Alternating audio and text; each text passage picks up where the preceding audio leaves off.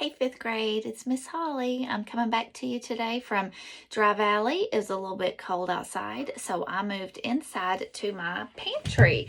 I don't know if your house if it's a little bit louder because you kids and maybe your sisters and brothers and maybe parents are at home, but at my house, at the McCampbell house, it's definitely louder. So I come in here sometimes. I'll show you. It's my little pantry. I come in here where I keep my food and have like a little office time.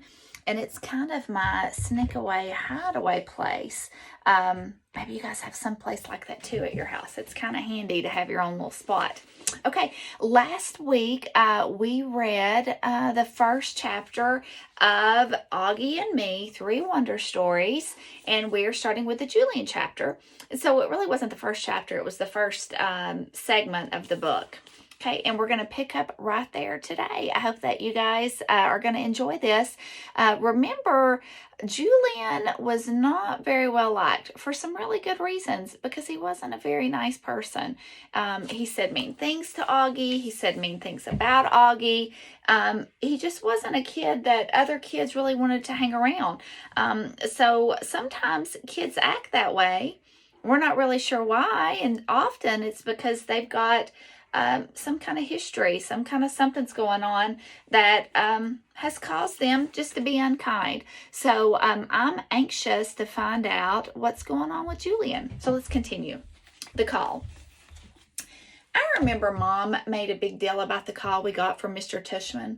At dinner that night, she went on and on about what a big honor it was. The middle school director had called us at home to ask if I could be a welcome buddy to some new kid in school. Wow, big news. Mom acted like I won an Oscar or something. She said it showed her that the school really did recognize who the special kids were, which she thought was awesome. Mom had never met Mr. Tushman before because he was the middle school director and I was still in the lower school, but she couldn't stop raving about how nice he'd been on the phone. Mom's always been kind of a big wig at school. She's on the board of trustees thing, which I don't even know what it is, but apparently it's a big deal.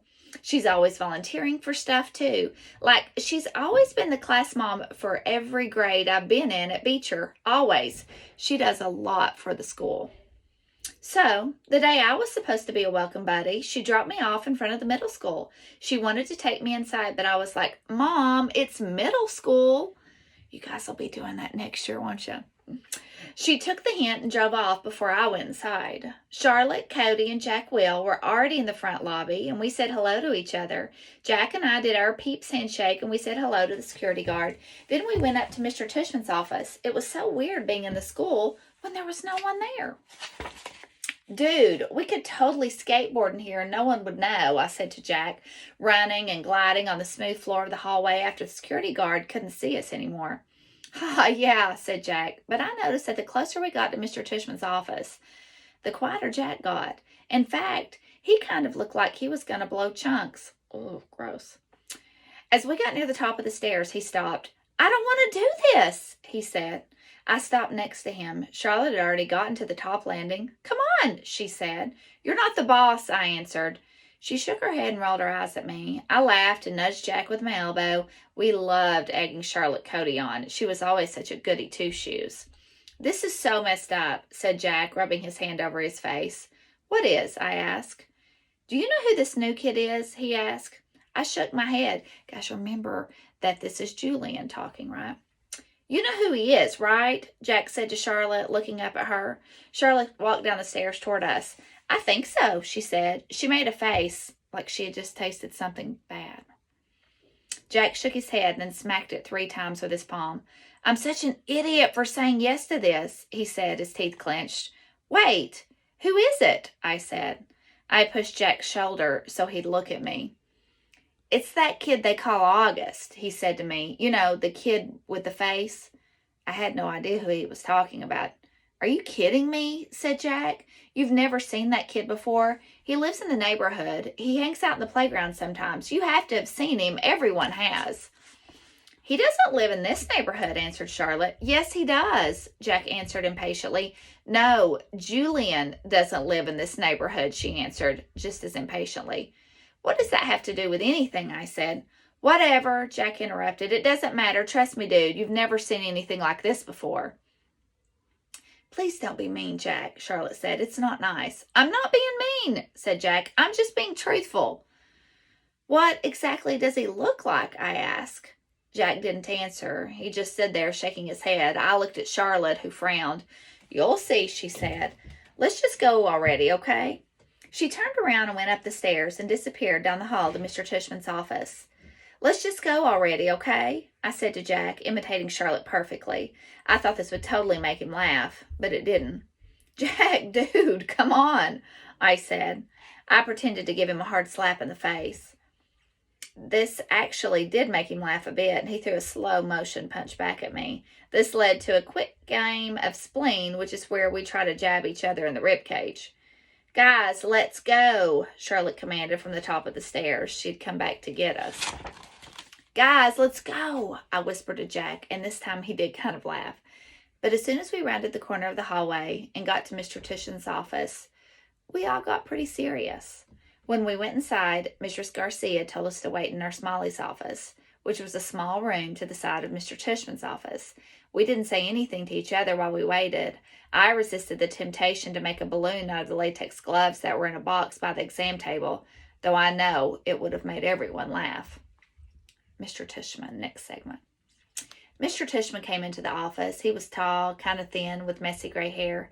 Hey, guys, he said, smiling. I'm Mr. Tishman. You must be Charlotte. And he shook Charlotte's hand. And you are? He looked at me. Julian, I said. Julian, he repeated, smiling. He shook my hand. And you're Jack Will, he said to Jack, and shook his hand too. He sat down in the chair next to Nurse Molly's desk. First of all, I just want to thank you guys so much for coming here today. I know it's a hot day, and you probably have other stuff you want to do. How's the summer been treating you? Okay? We all kind of nodded, looking at each other. How's the summer been for you? I asked him. Oh, so nice of you to ask, Julian, he answered. It's been a great summer, thank you, though I am seriously looking forward to the fall. I hate this hot weather. He pulled his shirt. I'm so ready for the winter. All three of us were bobbing our heads up and down like doofballs at this point. I don't know why grown-ups ever bother chit-chatting with kids. It just makes us feel weird. I mean, I personally am pretty okay talking to adults, maybe because I travel a lot and I've talked to a lot of adults before, but most kids really don't like talking to grown-ups. That's just the way it is. Like, if I see the parent of some friend of mine and we're not actually in school, I try to avoid eye contact so I don't have to talk to them. It's so weird. It's also really weird when you bump into a teacher outside of school. Like, one time, I saw my third grade teacher at a restaurant with her boyfriend, and I was like, ew. I don't want to see my teacher hanging out with her boyfriend, you know? Time out. Miss Holly loves to see you guys out places. So if you ever see me out anywhere, please come up and talk, because I just think that's really fun to see my kids out and about. Anyway, back to the book. Anyway, so there we were, me, Charlotte, and Jack, nodding away like bobbleheads as Mr. Tishman went on and on about the summer. But finally, he got to the point. So, guys, he said, kind of slapping his hands against his thighs, it's really nice of you to give up your afternoon to do this. In a few minutes, I'm going to introduce you to the boy who's coming to my office. And I just wanted to give you a heads up about him beforehand. I mean, I told your moms a little bit about him. Did they talk to you? Charlotte and Jack both nodded, but I shook my head. My mom just said he'd had a bunch of surgeries, I said.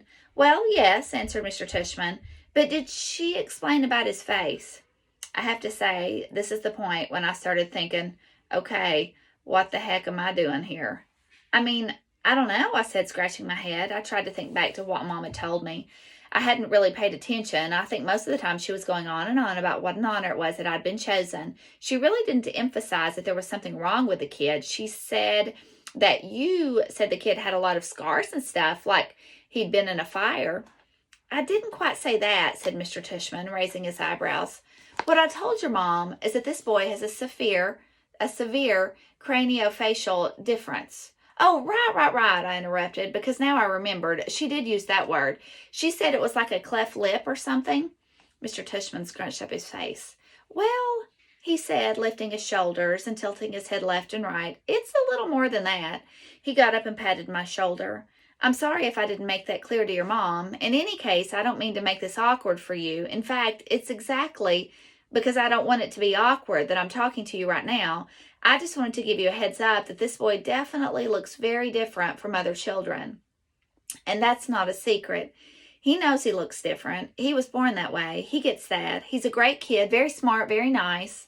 He's never gone to a regular school before because he was homeschooled, because of all his surgeries.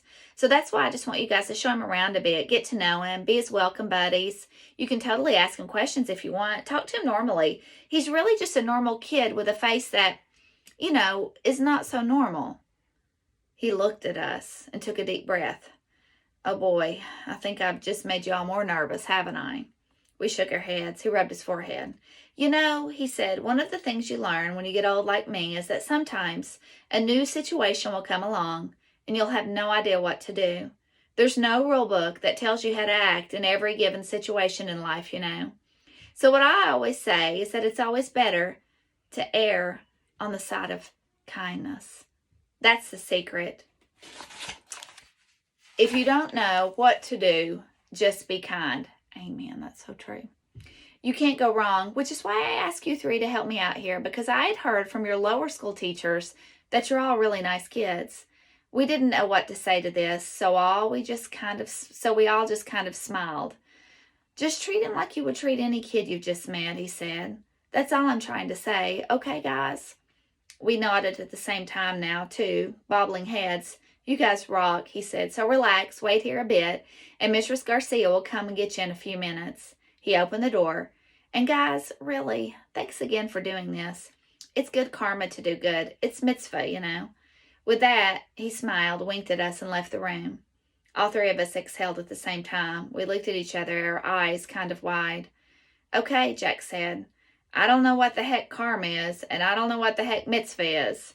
This made us all laugh a little, though it was kind of a nervous type of laughter. Okay, guys, we're going to stop there today. Next time, we'll pick up with the next section of the book called First Look.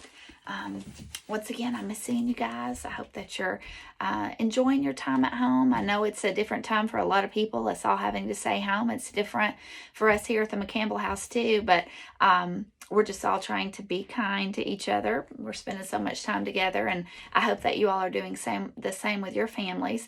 I want you to know that I love you, and that I'm praying prayers of safety and wellness and health and kindness for all of you. Look forward to seeing you again real soon.